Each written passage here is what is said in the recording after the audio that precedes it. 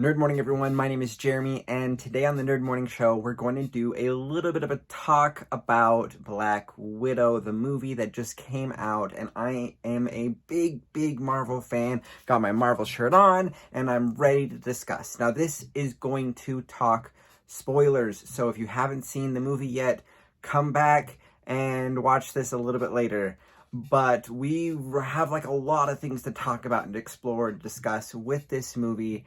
And one of the things that I think is interesting is this is totally a spy movie. Now, all of the Marvel Cinematic Universe movies have been ultimately inside of that superhero genre. But what they'll do is they'll take story models from other genres and they'll weave those in. So each movie has that same Marvel flavor, but also a unique taste. Like the Captain America First Avenger movie obviously is a war movie. You have that type of thing in its genre, and they kind of nest and weave a couple of these types of other genres in together, and this one is totally a spy movie, which is perfect for Black Widow.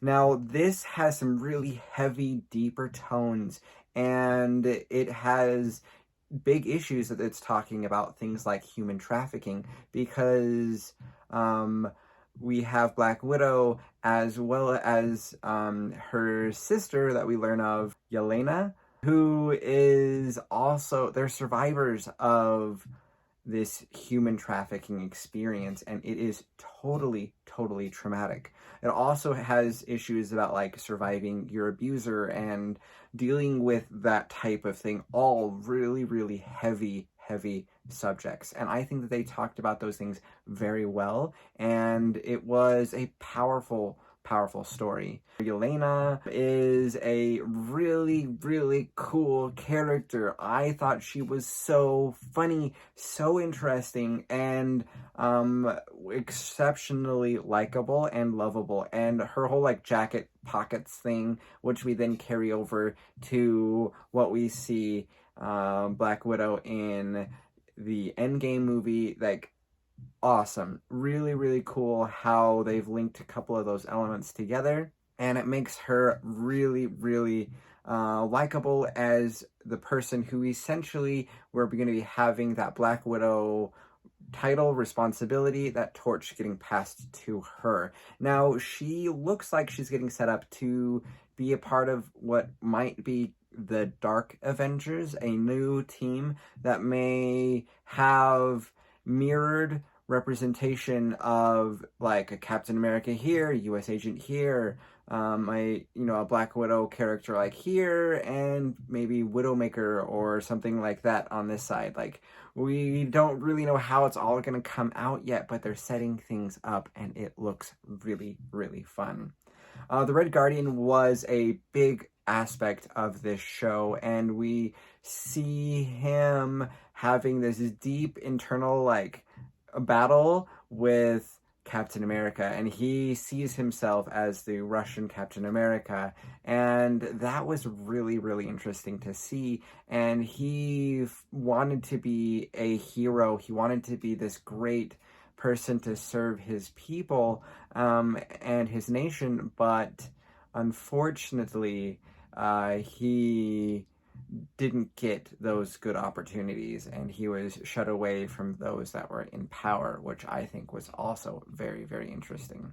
There was a lot of discussion as well about family, what it means to be a family. They had this constructed family, and they lived as a family, and for these young impressionable children, like, this was family. And then when they grew up, they were disenfranchised from that. And Black Widow, this story takes place soon after the events of Civil War, and that makes it so Black Widow's on the run, the Avengers are broken up, and she's questioning family and her connection with these other people. She wanted to have acceptance, to be seen as a good person, and to kind of redeem herself in a lot of ways, and she found those things and those individuals as a family inside of the Avengers.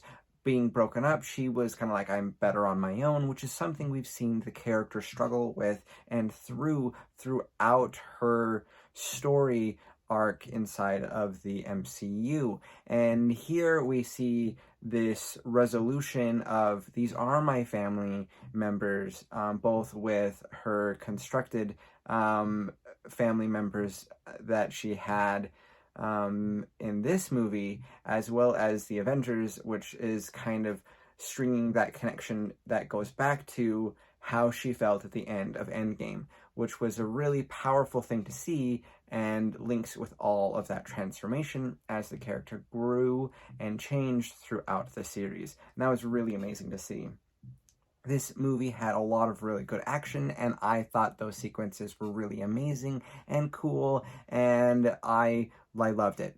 This movie had a lot of like girl power as well. It had a female director, female leads, a lot of female antagonists and protagonists, and I thought it was a fun girl power experience that way, and I thought that was really, really fun and cool, and getting something like that I thought this powerfully inside of the MCU was a big win.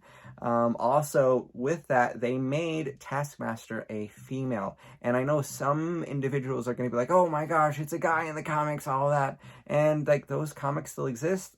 We're probably going to continue to have that male Taskmaster inside of comics and in other type of universes, but we're diving in also to the multiverse inside of the MCU, and we're also showing that there are a lot of universes with these variant versions of these characters, and so I think it was totally applicable, worked really well, and it fit with the theme and the story model so perfectly that it was like a no-brainer. Yes, of course, this is going to be a female Taskmaster, and I thought it was really cool. I thought it fit really well. I was a fan. I thought that was great.